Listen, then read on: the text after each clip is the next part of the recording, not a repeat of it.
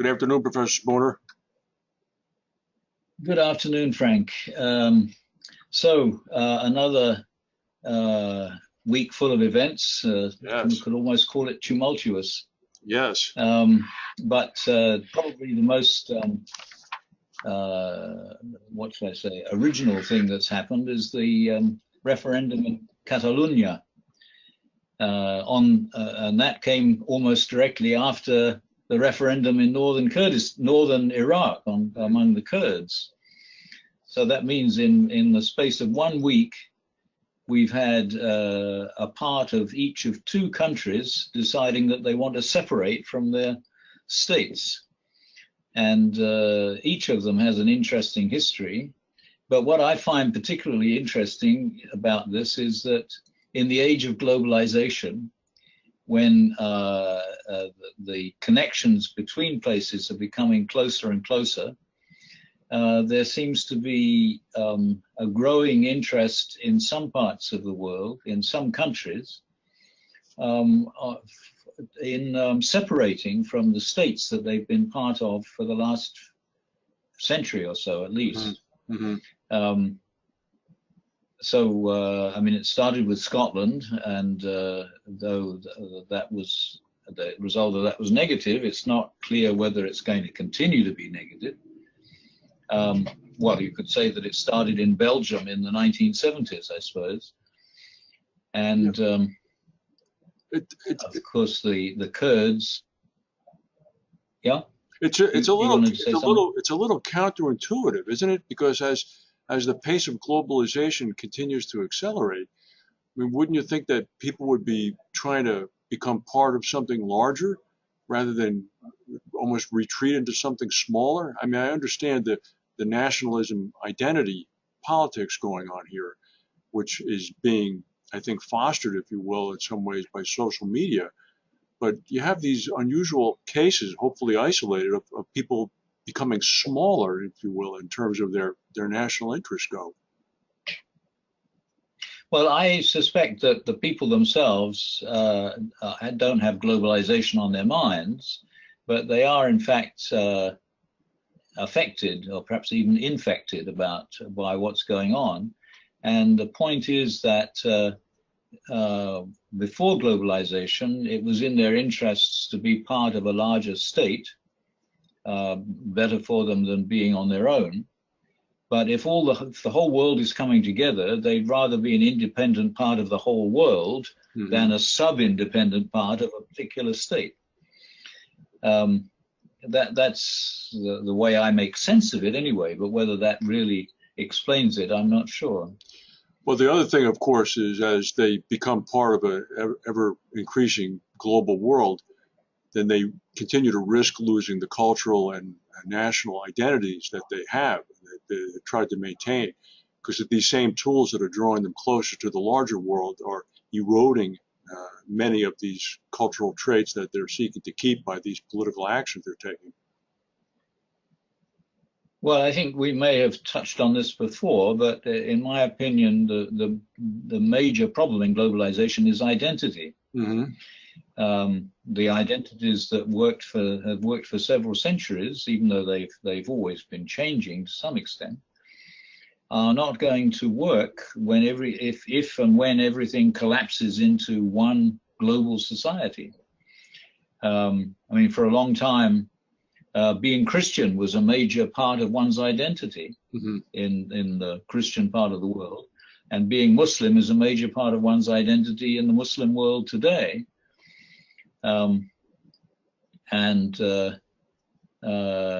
Similarly, Buddhism is a major part of a lot of people's identity, and even in some places still Zoroastrianism is a major part of some people's identity. But all these things are functioning in rather different ways than they did before. We're back to this problem of organization in a globalizing world, and it's completely unclear how that's going to, as the social problem of who you are in relation to everything else becomes more and more of a problem. how is the governments of nation states going to react to this? And of course, in Iraq, it's one sort of problem because of the ethnic division of Iraq and the fact that Iraq wasn't a country anyway. It was 3 separate Ottoman provinces that were put together by the British and the French after the First World War into one country. And of course, the current problems there were really created by the Western or American reaction to Saddam Hussein. Right. Well, Spain is a little bit of a different story. Yeah, but Spain never was. I mean, the Romans were the first people to turn it into one province, I believe. I think you might be right. I think they made it a single province. I'm not even sure whether they even made Portugal separate from Spain when they did that in the 1st century BCE. But different parts of Spain have had very different histories, and some of that has been given in detail in various news sources in the last few days. But it puts the King of Spain in a difficult position because he hasn't been there as long as they have. Right. Well, I just think that from an anthropological and almost sociological perspective, aren't all of these trends at some point reduced to the feeling of an individual or groups of individuals and how they're interacting with the expanding world? I mean, that's really what we're talking about. And I guess people are feeling discomfort.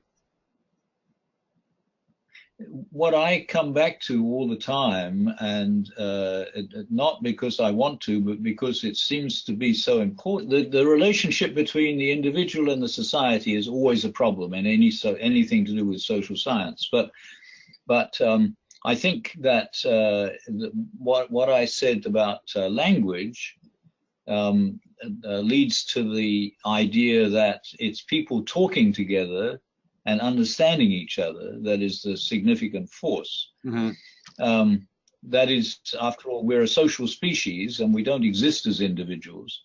The significance of the individual in the society is that we each have to know where we fit into everything else. And then what makes the social grouping work is the language. What's interesting is that when in the England that I grew up in, there were a number of parts of the north of England that spoke different languages from me. And this was obviously at a time when social interaction on a larger national scale had not got anywhere near the stage that it's at now. And as the arenas of social interaction grew in the middle of the last century, all these languages disappeared. The same thing happened in Iran. When I first went to Iran, there were a number of parts of Iran where people spoke different languages. There were parts of Iran which were separated by desert, where each village had a different language. It was amazing and very interesting to linguists. And I know some of the linguists who were studying it. And all these things have disappeared as interaction has expanded and into a national and even an ultra-national arena. And that makes identity a problem because it's the people you can talk to that gives you a sense of who you are. But then there's so many of them that you're not sure who you are in relation to them. I think when you mentioned the lack of the ability to understand and discern where one fits in, that I think is a key observation. Yeah, and for the Kurds, they're not sure where they fit into Iraq, and for the Catalans, since I've spent very little time in Spain, I'm not sure exactly what goes, and I've not actually been to Barcelona. But unlike the Kurds, Barcelona has an international standing because it's been the home of a lot of really significant people. And so one can understand that they feel that in Spain, as a national identity, they don't have the standing that they feel they should have internationally. Mm-hmm. Mm-hmm. But then I'm not sure that's the case, because I don't know how aware the ordinary Catalonian is, or the ordinary Catalan, of the international context.